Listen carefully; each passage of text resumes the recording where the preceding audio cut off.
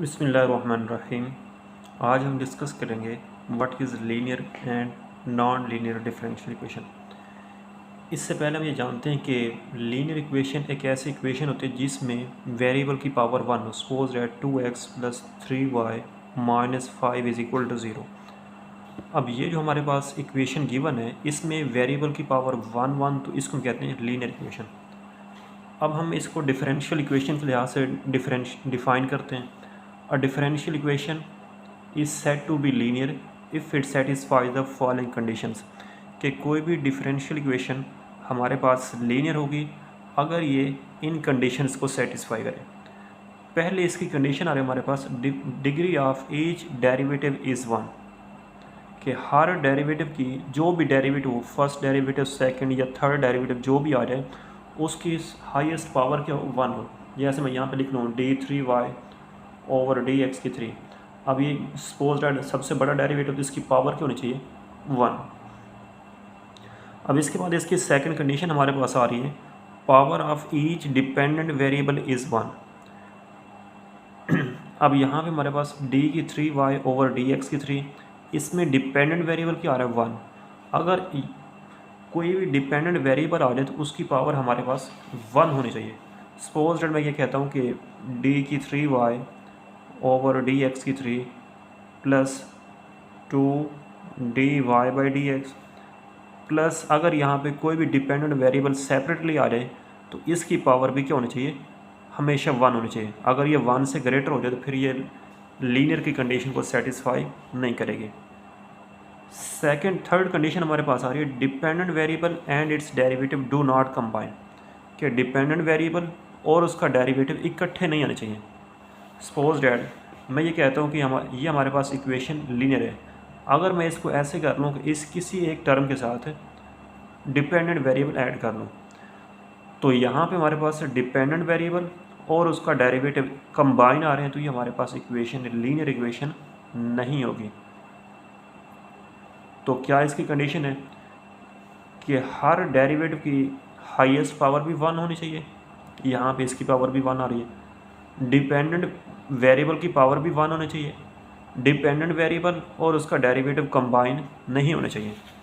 जैसे यहाँ पे हमारे पास इसके एग्जांपल गिवन है, ये फर्स्ट एग्जांपल गिवन है d2y और dx² minus 5dy/dx plus 3y is equal to 7। अब देखें इस डेरिवेटिव की हाईएस्ट पावर वन, इस डेरिवेटिव की पावर वन, और ये जो हमारे पास डिपेंडेंट वेरिएबल आ रहा है इसकी पावर भी वन, और किसी भी टर्म में डिपेंडेंट वेरिएबल और उसका डेरिवेटिव कंबाइन नहीं आ रहा, तो ये जो हमारे पास इक्वेशन होगी ये लीनियर डिफरेंशियल इक्वेशन होगी।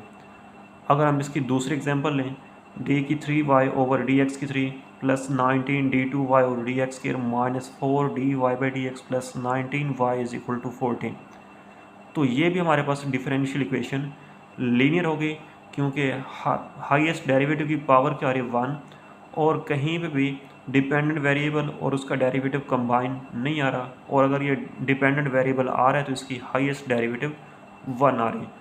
और ऐसी इक्वेशन जो कि लीनियर ना हो उसको हम क्या कहते हैं, नॉन लीनियर डिफरेंशियल इक्वेशन। अगर मैं यहाँ पे y की 2 बना लूँ तो ये नॉन लीनियर बनेगी। अगर मैं इसको ये सिंपल y रहने दूँ, इसकी पावर किसी एक वेरिएबल की, इसकी पावर 2 कर लूँ, 3 कर लूँ, या इसकी पावर 2 3 कर लूँ, तो ये भी हमारे पास नॉन लीनियर होगी। या फिर किसी एक टर्म के साथ y को मल्टीप्लाई कर लें तो वो भी हमारे पास इक्वेशन नॉन लीनियर इक्वेशन होगी। इसकी तीन कंडीशन कौन कौन सी हैं, degree of each derivative is one, power of each dependent variable is one, dependent variable and it's derivative do not combine. अब इसके बाद हम डिफ़ाइन करते हैं कि होमोजीनियस और नॉन होमोजीनियस डिफरेंशियल इक्वेशन क्या होती है। The differential equation of the form a(n)(x) dny over dx की power n plus is equal to zero, तो ये जो हमारे पास डिफरेंशियल इक्वेशन होती है ये हमारे पास होमोजीनियस डिफरेंशियल इक्वेशन होती है। यहाँ पे a नॉट को रिप्लेस कर रहे हैं। अब कोई भी डिफरेंशियल इक्वेशन हमारे पास होमोजीनियस कब होगी, it means that there is no only constant term, कि किसी भी डिफरेंशियल इक्वेशन में कांस्टेंट नहीं होना चाहिए। अब ये जितनी भी टर्म आ रही हैं विद डेरिवेटिव आ रही है, or without dependent variable, means ऐसा भी नहीं होना चाहिए। दो इसकी कंडीशन को हम समझ सकते हैं। पहले इस कंडीशन इसकी क्या होती है कि अकेला कांस्टेंट ना हो या फिर अकेला डिपेंडेंट वेरिएबल ना हो। इट मीन्स डैट अगर हम इसका एग्जांपल लें, मैं इसको लिखता हूँ यहाँ पे 2d2y over D X square plus 5dy/dx plus 3 is equal to 0। तो ये जो हमारे पास डिफरेंशियल इक्वेशन होगी ये नॉन होमोजीनियस होगी, क्योंकि इसमें अकेला क्या आ रहा है, कांस्टेंट आ रहा है। अगर मैं इसको ऐसे लिखूँ तो ये -3y आएगी। अब जैसे हमारे पास ये डिफरेंशियल इक्वेशन आ रही है 2d2y over D X square minus 5dy/dx plus 3y is equal to 0। तो ये जो हमारे पास डिफरेंशियल इक्वेशन होती है हमारे पास होमोजीनियस डिफरेंशियल इक्वेशन।